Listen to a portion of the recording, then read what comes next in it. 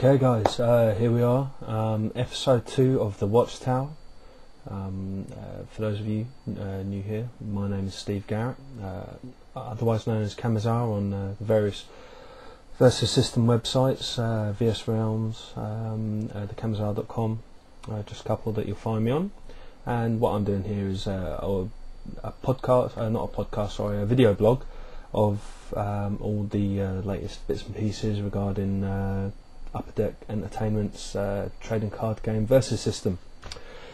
Right, so this is the second episode. As I said, I'm going to try and do this as regularly as I can.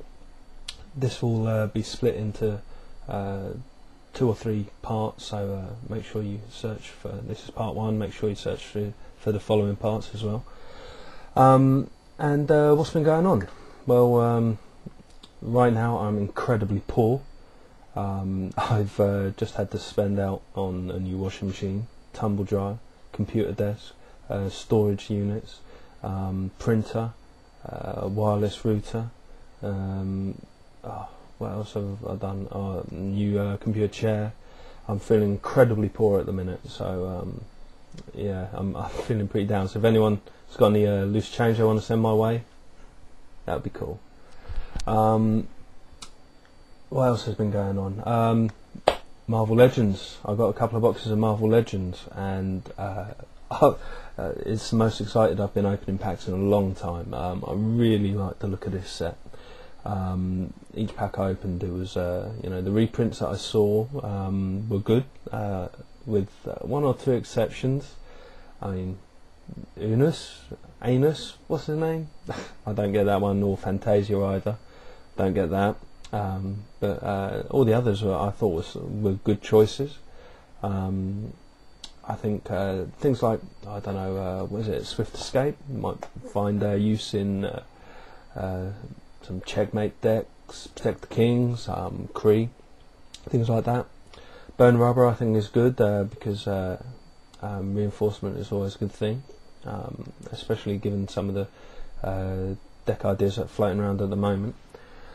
And then you got the Dooms, the X-Men stuff. I think it's all good. It looks good. I've not really come across many bad cards, or well, not necessarily bad, but you know, uninspiring cards. So it's good. I got some good packs as well. Got a fair share of decent rares. You know, hit the Wild Ride, and I didn't get Mobilized. What's the Juggernaut card? Unstoppable, is it? Yeah, nice foil one of those. And I can't remember off the top of my head, but I've got some good stuff. And speaking of foils, I don't know what you guys think about this new foiling system. It's supposed to be an improved foiling system, which therefore costs more, which therefore means that they're not producing as many foils.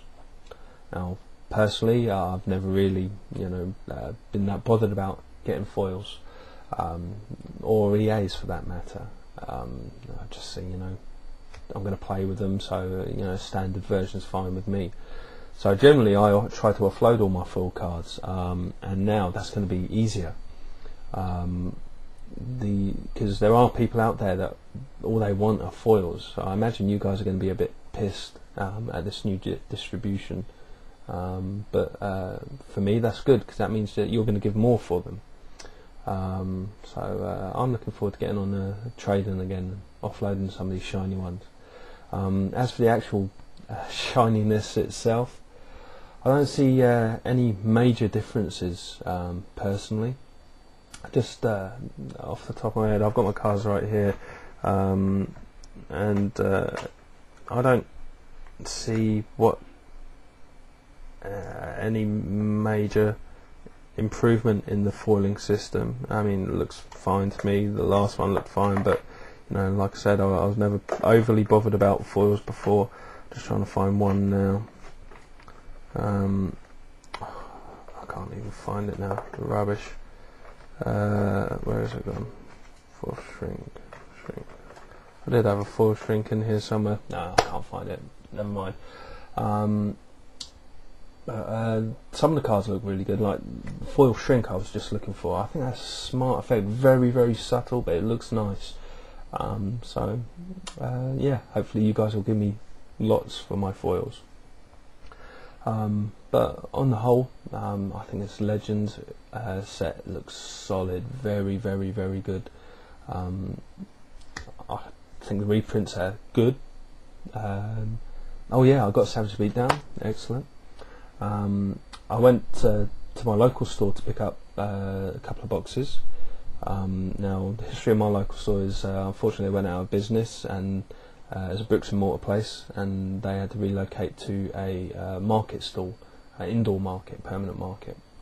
And so they've lost the venue for the actual playing of the games, but then they've got hiring a hall in a local social club, and they've got over 100 members for all sorts of games on their books. Unfortunately, the night they run it is the night I run my judo club, so I never get down to play anymore. But I went down there. I bought these couple of packs, a couple of boxes, sorry. They had to order them in for me because no one there buys or plays Versus anymore. So Jason, the owner, ordered them in for me. He was a big Versus fan, and then he fell off. Just couldn't keep up with all the sets. So I stood there with him in his stall and said, open a few packs with me for, nostalgia.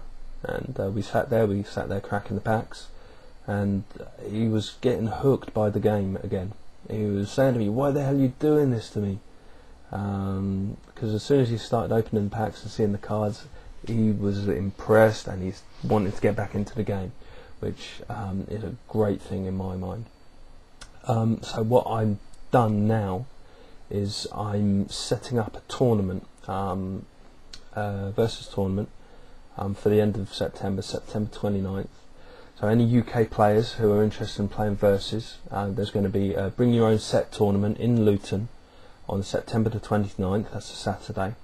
The reason I picked Bring Your Own Set is, one, I love the format, I think it's a great idea.